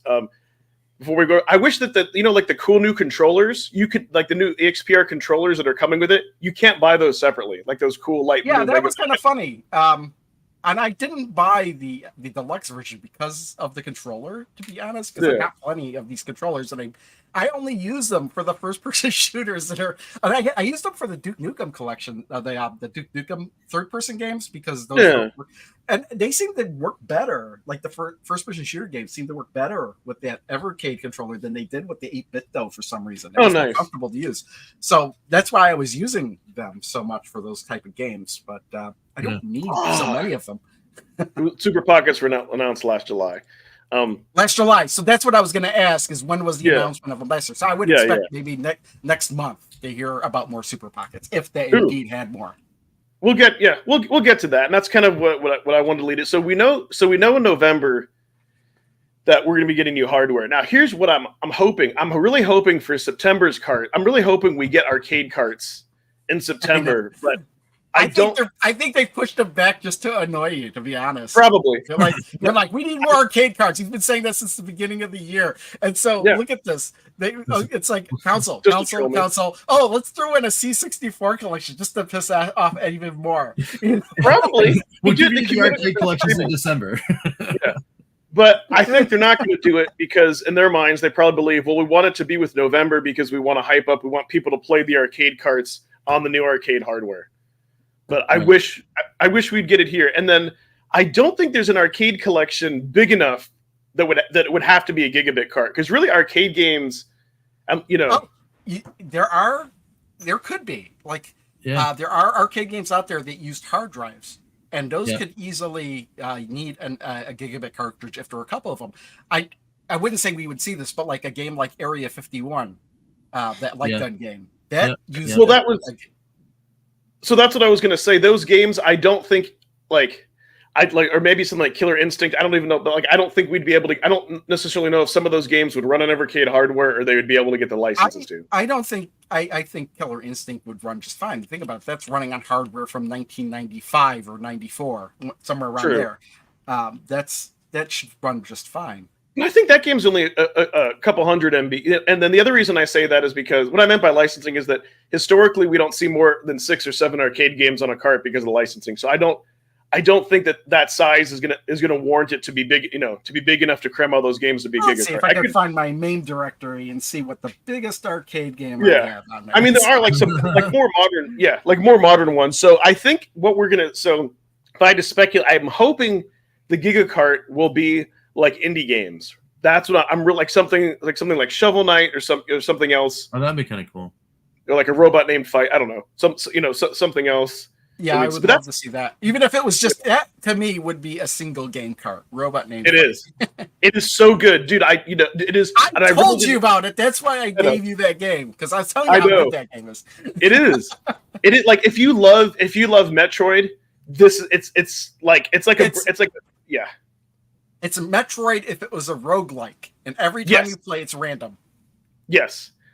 But it's its own creative thing, though. Like, Nintendo can't touch it because there's like tributes to Metroid, like the way the doors look and how you have to shoot like maybe different like weapons to open the doors. To open kind of them like up, you need missiles. specific elements to open certain doors and stuff like that. How big would the file be for Dragon? I don't think Dragon's Lair is that huge. I could be wrong. Actually, right? yeah, that's an FMV game, so I definitely could see, especially if they did like a Dragon's Lair trilogy. That would definitely need a Giga card. And when I say trilogy, of course, there's only 2 Dragon Lair games, but they like to throw Space Ace in there as well. Yeah. And call it a trilogy. Something like that would be cool. I'm really hoping. Do you think we'll still see like a remaster like we did last year? Remaster. Oh, I mean, I think it's possible. Again, how can you predict these things? You know? Yeah. Yeah. I mean, that also depends on how much time the team has to do any kind of work. Yeah. Right? You know what I mean? They kind of huddled themselves last year. We got a lot of cards that were just here's your collections while they were working on that remaster. So here with them pushing out hardware, I don't know. Maybe it would be a nice surprise to them even flex even more and be like, oh yeah, by the way, our software team still we were doing all this crazy stuff on hardware, but take a look at this. That would be cool. I mean, any one of those things, like a Shovel Knight or a Rogue Legacy or any of that stuff, that would be really cool. You know what I think will be another solo card. Not this year, but they're in the process of making Full Void 2. So like maybe next year. Yeah, I mean, but there will be another single game cart for sure. Yes. And I think it would be cool if they kept it indie and they kept it like, hey, this is you can get this on Evercade first or something. You know what I mean? Yes. Yeah, that'd be cool. Dude, I love that. Or like what they did with Full Void, where they said it was exclusively a physical copy. Like in other words, you won't be able to get like unlimited games. That would even be better. Yeah, oh, dude, 100%. Like that's what I'm really hoping for me. The next Giga card is because I would love it to be something like Sega CD games, but I don't think we're gonna get like a working design collection or something which would be. I mean, if people want to see video evidence of me attempting to cartwheel down a hallway, you can definitely go ahead and you find wherever Vic Ireland is hiding under that rock, and you get me those licenses, and I will cartwheel down a hallway. I'm just kind of like while we've been talking here, I got another email from Funstock about we're to pre-order the Evercade Alpha. Now tell me if you don't think this is weird. But they show the Evercade, the Alpha Deluxe, and they show the regular Alpha. When they're showing the price for the standard edition, they're showing it in pounds, US dollars, and euros. But then when they show the Deluxe, it's only in pounds and euros. They don't show the US price. Do you think there's a reason for that? Oh, it's because I read the press release, and it's because of the fact that the US distributor or whatever wasn't technically Funstock. Okay. So like they didn't. For the Deluxe, because it's been shipped from within US. Yes. It's so the distributor isn't Funstock. But if you go to Funstock to pre-order it, then you can get the price. I mean, it might have been that they didn't want to put that price on the thing, but it's like it's $317.50. And I was like, this is more than I thought it was going to be. Yeah. Oh, well, I'll pre-order it anyway. Yeah, so... I know the next Giga card's going to be, Lord Archback said, yes, it'll be Gremlin 2, which is PS1 sports game. Oh, God. But no, in all seriousness, though, Mike, so that's interesting. I didn't know that Konami opened pre-orders for the English version of their Dance Dance Revolution. It's a 1/5 replica, but it has an HDMI out, so it'll work with the handheld and dance pads. Yeah, like that's cool. Yeah. That's very cool. When's my next live stream? Maybe tonight. Maybe late tonight. We'll see. Since Saturdays. Cool, dude. It's always a pleasure. Thanks for jumping in and man, enjoy that free membership. I can't really find the game in MAME that has the largest file size. Because of the way the directory structures are and everything. Yeah. And when I try to search it, all you really find are like physically the largest arcade games. Yeah, but there are those other games though. When you were looking at the directory, where it's deceiving because you'll see the ROM file. It'll be like 5 meg, but it has those directories that are supposed to be the hard drives. I was gonna look at like the CHD directory Yeah, and yeah, yeah. try to see which directory was the biggest. But Oh, I'm having a hard time doing that. Yeah. Yeah. So I think, yeah, and that's the only reason I say that is I think the Giga card's going to be used for like hopefully an indie game or more CD-based games. Yeah, I think people just want a Gremlin 2 collection because they know how they want to see my reactions to it. That's the same reason they haven't announced an arcade collection yet. They just want to drive you crazy. Yes, so I'll be like, finally with Blaze. Oh my god, why didn't they do this sooner? Yes, no, You're like, it better be an arcade collection. I know, we'll give them a C64 collection, but we'll call it a Thalamus collection. Right. Oh, that's what I okay. I had this up here for. So funny that you mentioned that. So, and again, this is just my personal opinion, but like if we look at the carts that are on the top, like Sunsoft and Tomb Raider, excited. Pico 4, Thalamus, not as much. So I don't know if that's going to be like a pattern for the rest of the carts for the year, that we get like one that like at least that I'm really excited about, and then another one that just. I was going to say we got Pico and Sunsoft already. I was like, it's hard for me to remember because I haven't played them yet. But I was like, Pico 4, the big thing they were pushing was Glover, and I can't really say I'm excited to play that. What I would like to see, and what I'm hoping that for November and December we get 4 arcade carts, because it would make sense if they wanted to push. We get 4 unbelievable, awesome arcade carts to kind of push things over the edge, and to promote the alpha.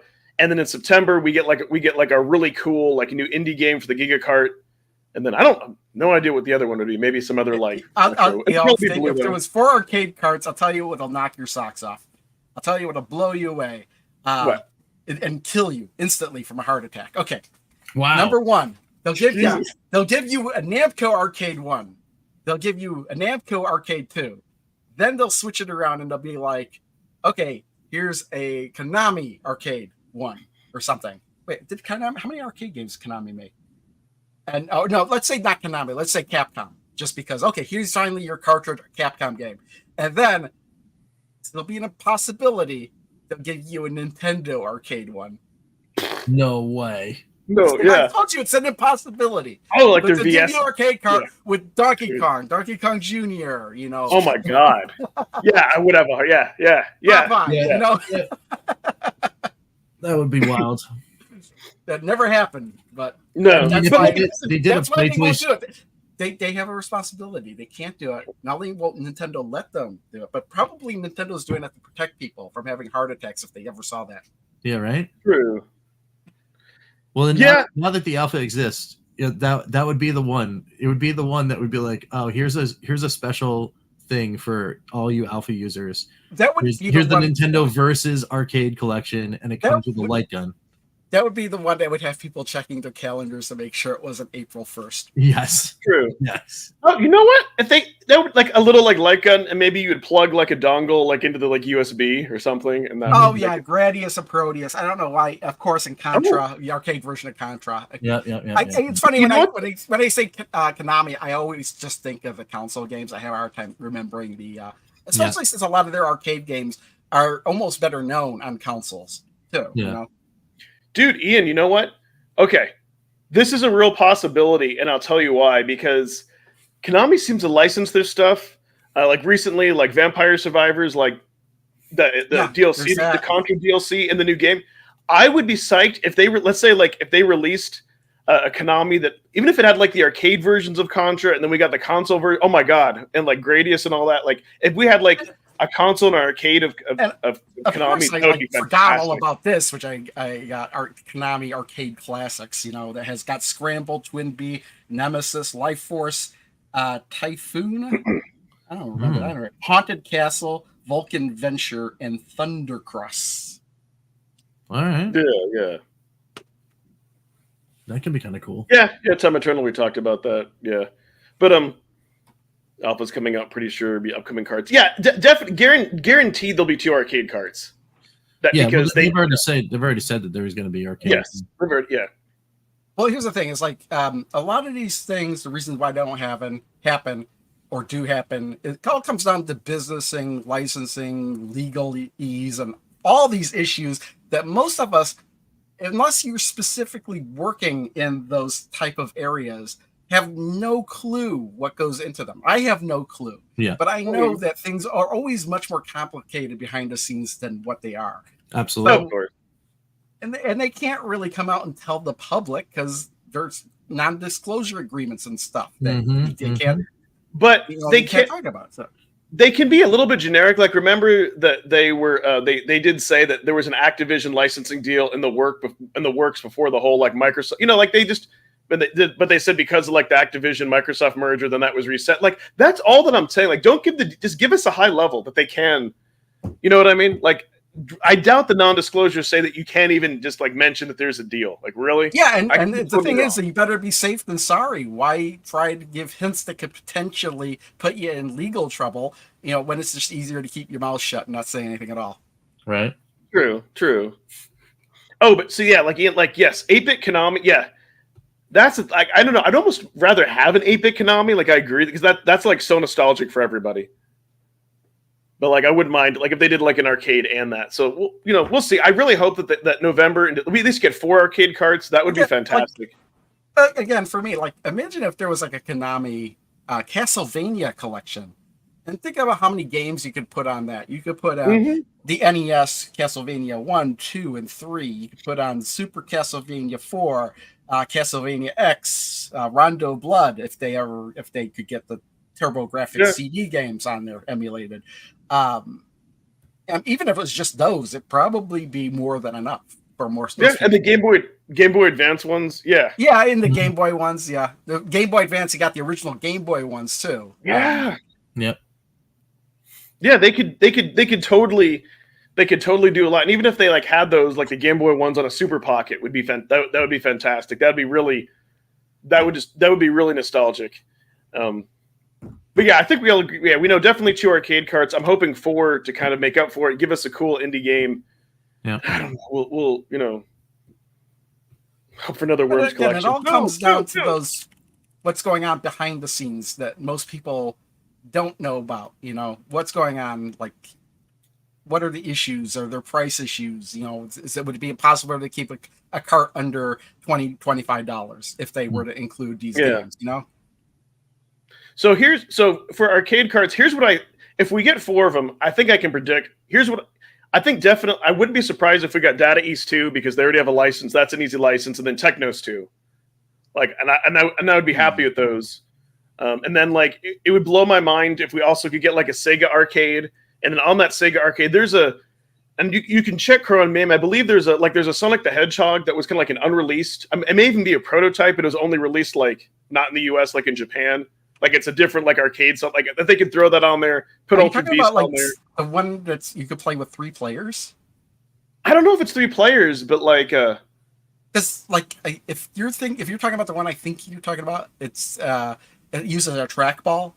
And it's like they have it at Galloping Ghosts. I've played it. It's interesting. Oh, yeah, but that might be cool. But like put like Space Harrier, maybe put after put like some of those Sega arcade games would be huge. Like if we could get Sega. I mean this and then SNK like those. I don't think those are impossible, but have those 2, have a Technos 2, have a Data East 2, and then when you release.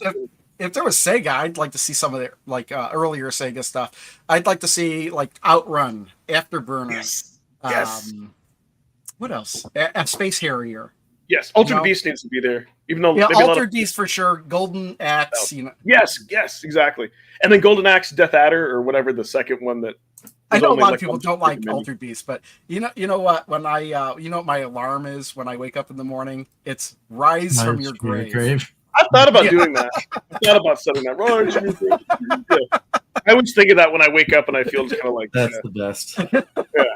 So I don't think that would be unrealistic to maybe get like a Sega, maybe an SNK. Yeah. I don't think it's out of the. It's definitely not out of the question for sure. Yeah. And I think it would be great.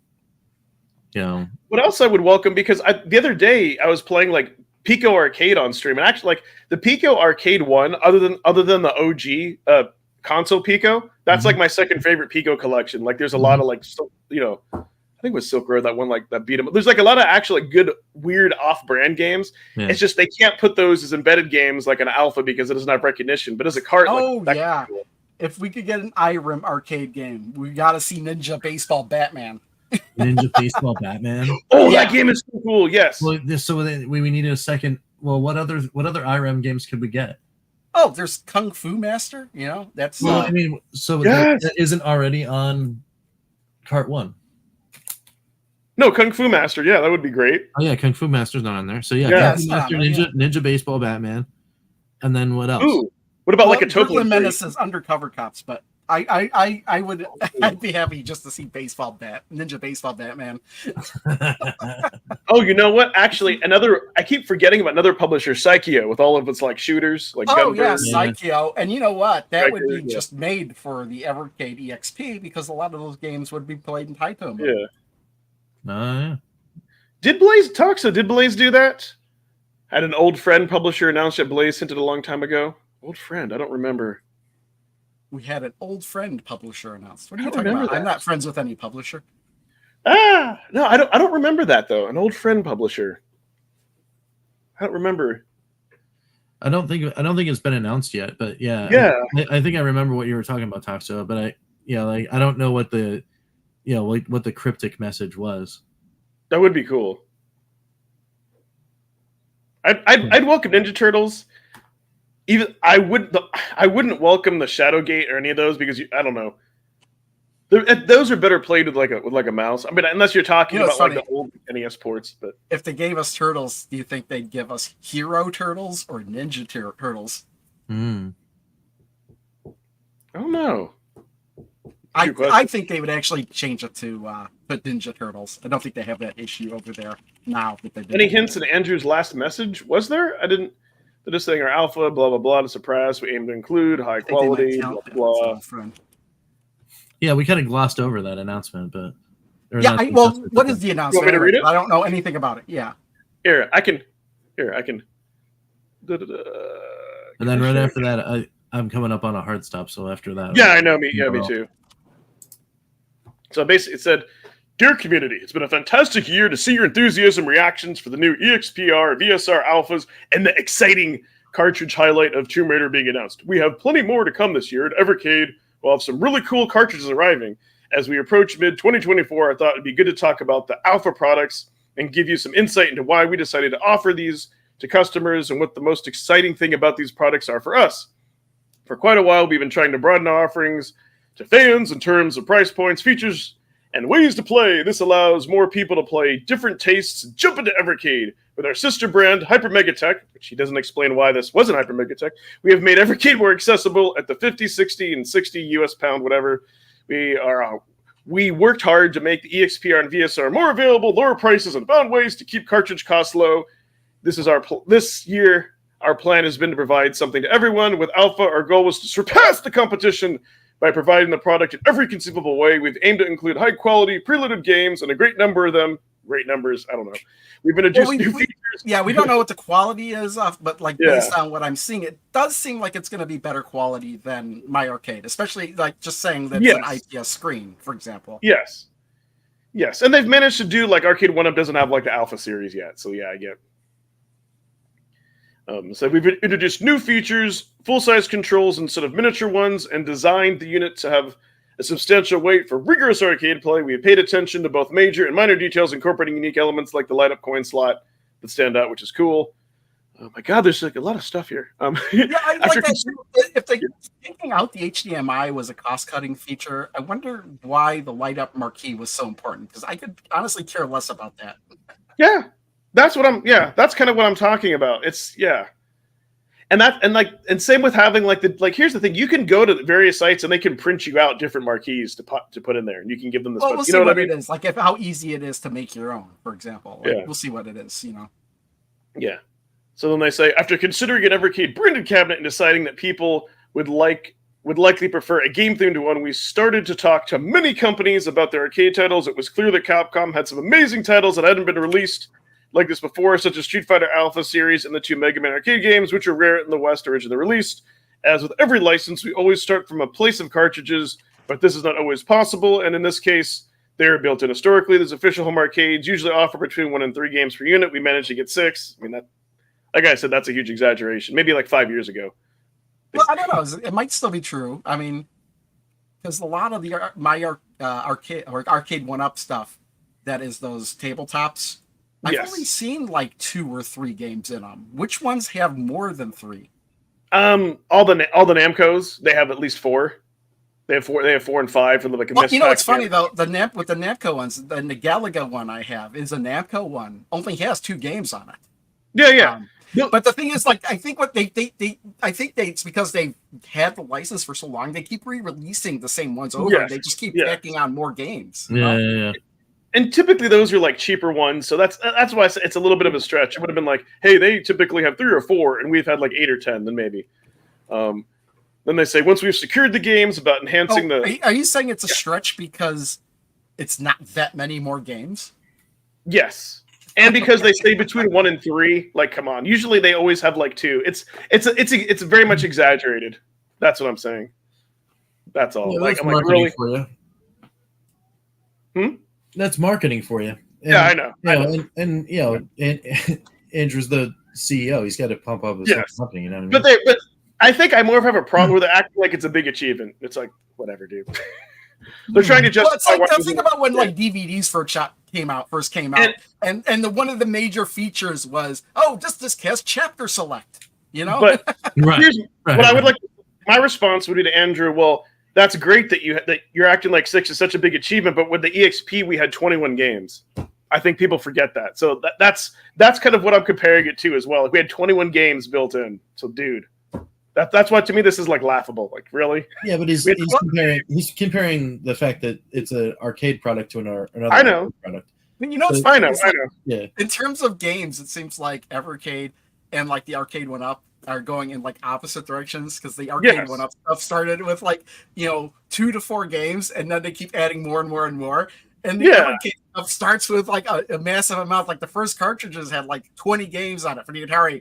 And do you think we're going to get a cartridge with 20 games on it again, even if it is a 2600 collection? Yeah, I don't know. I don't think so. Yeah. I don't think so. Yeah, you're right. No, but it's just more about they already have a relationship with Capcom, and it's not like a new publisher. So I don't think they should have. I just think they shouldn't have said anything about that. But that's yeah.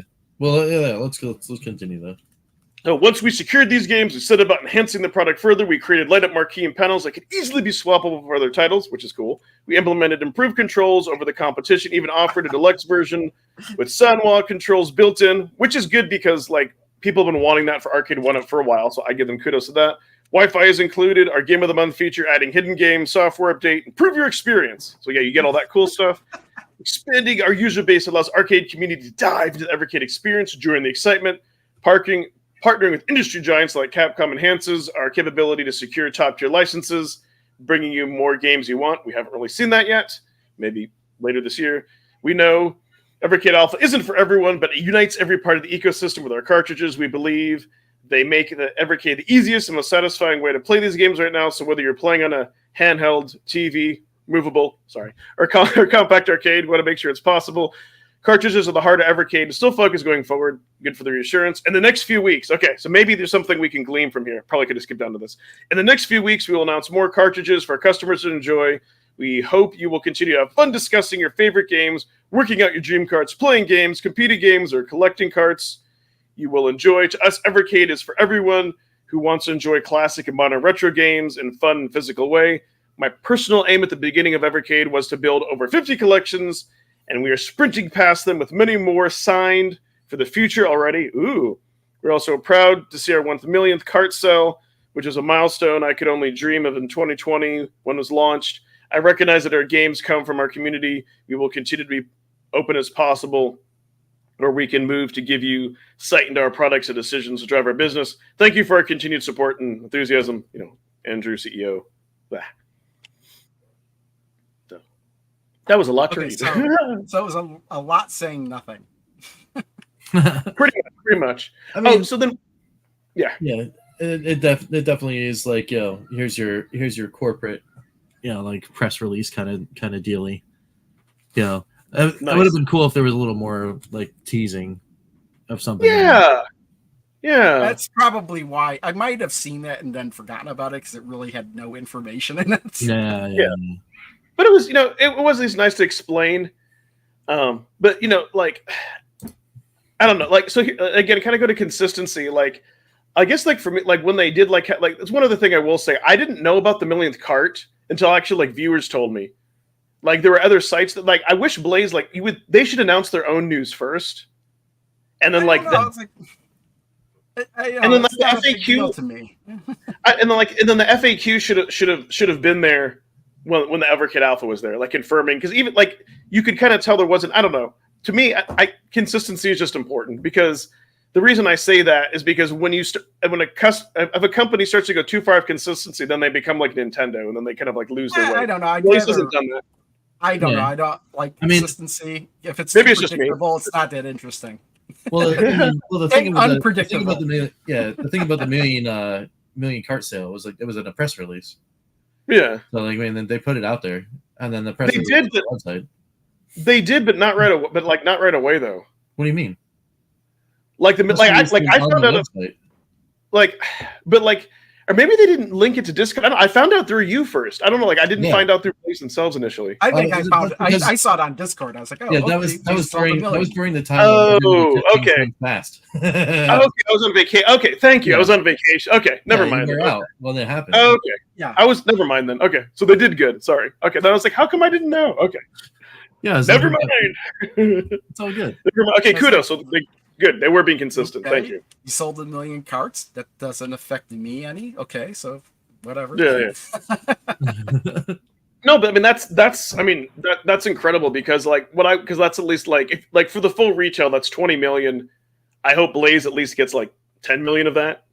Maybe they get 5. I don't know, with like licensing and all that other stuff. Depends on how all that goes. Yeah, but still, I mean, it's a remarkable achievement, because we were speculating for years. Huh? The joke says you need to go on vacation more often. That's when all the news happens.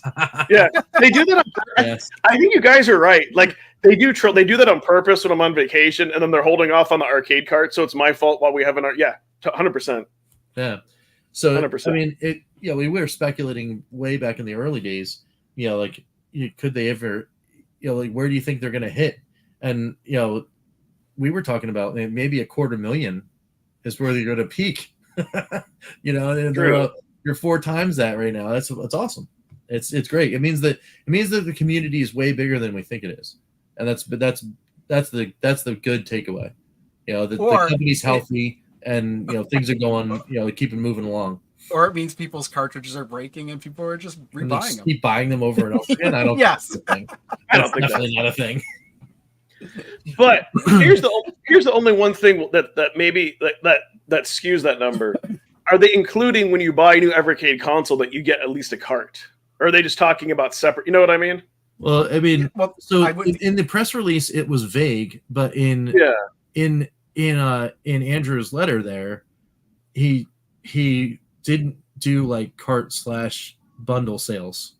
Yeah, he specifically said cart sales. So like I don't know. I mean, I would go with cart sales. Period. That's what I'm thinking. It's just like separate from that's what I'm hoping, because that makes it even. I don't know, because technically, if you're buying a bundle, you have those parts in it. Yeah. Yeah, exactly. Like Evercade VS, Founders Edition had 6 carts in it. Right. Each one of those carts has been sold to me. That's right. But I'm more talking about like, if you like, are they including the sales of like an EXP or like a VS? Because you at least get one cart. So let's say if they sold like 5 million like EXP and VSs, like is that half of the like? It's more impressive just having the cart sales by itself, because that means, my God, how many more did they sell with the consoles? That's right. That's awesome. Well, I mean, but that's true. Yeah. I wonder how many have a full. I can tell you there's collectors. And collectors and content creators are probably are kind of the people. You know what I mean? I think those are the two people right there. There's a right here. I'm collecting because I have them all. I'm gonna buy them all, even if they have like a collection of games that I hate. I'm still gonna buy it. That's right. Yeah. Because it's not that expensive, and I have them all so far. It would take something like. And I used to do the same thing for like limited run games until they made it impossible to buy everything. Yeah, exactly. But I will say that the number system is great, because if they didn't have the numbers, then maybe I don't know. Yeah. So, all right, I'm hitting my hard stop though. So we should probably go to final thoughts. Yeah, because we've been at this a while. Yeah. So I'll go first because then I'm gonna go like Yes. go. You're gonna pull a Pete. So yeah, for me, yes, indeed. Yeah, no. So yeah, for me, I'm actually not going to say anything about what I have planned for the channel, specifically because every time I do something and say like really awesome plans, something prevents me from actually doing it. So I'm going to try reverse psychology on myself and not say anything, but to just say, hey, check out the channel because you never know. And that's it. That's what I got. And also, there's going to be Karg because we got to. Yeah. Okay. Cool. I got to get in there, and we got to play some more Phantasy Star and talk about all sorts of other things that maybe not are Evercade. So there you go. That's where I'm at. Sweet. So, all right. See you guys later. Cool. All right. See you, Rich. Awesome. Yeah. See you guys. And what about you, Crow? I had to take some time out after I finished playing. What the hell was it? The Good Boy Galaxy and what was the other game on there? The Good Boy Galaxy and Witch and Whiz. So I put out a video for that, and then I immediately had to start playing Texas Chainsaw Massacre Pinball and Pinball M. Because I had early access to that to put out a video. So I put out a video for that. And now I'm playing Demons of Asterborg and the Aster Bros cart. So I'm actually slowly going through Demons of Asterborg. I should have been done with it by now, but for some reason I only play like 2 levels at a time. Okay, are you enjoying it? It's okay. I'm hoping that Aster Bros is better though, because there's something that's holding back Demons of Aster Bros that I haven't quite put my finger on yet. I think I know partially what it is, but I want to play through it first before I finally decide. But yeah, that's what I'm doing right now. So I'm working on that. Yeah, I'll be curious to know, like, if you have, like, for me it was the archer. Like once I picked like the scout. Once I found that with the bow, that was a game changer because you can like. I don't know what you're talking about. You're talking about Demons of Aster Bros. Because I'm playing the other games in chronological order. Oh. So I'm only playing Demons of Aster. I've been. Okay, that one. Okay, yeah, that one. It's kind of that one. It's like it's very linear. It's not a roguelike. The other one, you can choose 3 characters, and it has a lot of roguelike. I do know because I was looking stuff up before I started playing, but I do know there's a secret character you could play as, at least in Demons Aster Bros. So I'll probably try that. But just like the other game, because I think they're all brothers. That's what they call it. They call them. Yeah, I'll be curious to. Asterborg is the name of the place. So yes, yeah. So that's that. I understand that. That's why I kind of. But yeah, I always play the games in chronological order. So I play the games that came out first. Random card exchange, give us a call. Cool. Yeah, and I like next week. Next week might be a busy. I think what I think is I did have a channel member send me something cool. That's a quick video. It really will depend. That I might just release that next week. I don't know. There's some other stuff. Like I kind of want to do a Super Pocket video now that I've taken that on vacation. I've had like different thoughts. I don't know. We'll have to see. I've thought about maybe playing some of the games on Evercade Alpha, even though I don't have an Evercade Alpha, like the Mega Man one, just to kind of give people an idea. I don't know. So, but yeah, it'll either be something like that. I may go live stream tonight. If not, it'll be sometime soon. And I think that's about it. But yeah, no, this has been cool. I'm glad to get caught up and be here with anyone. I guess before I roll the thing in the channel members, anything you want to play us out on, Crow?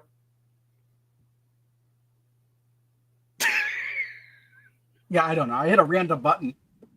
That's why I was like, you're just waiting for something and nothing happened. So it's all good. But yeah, thanks so much, everyone. Bye.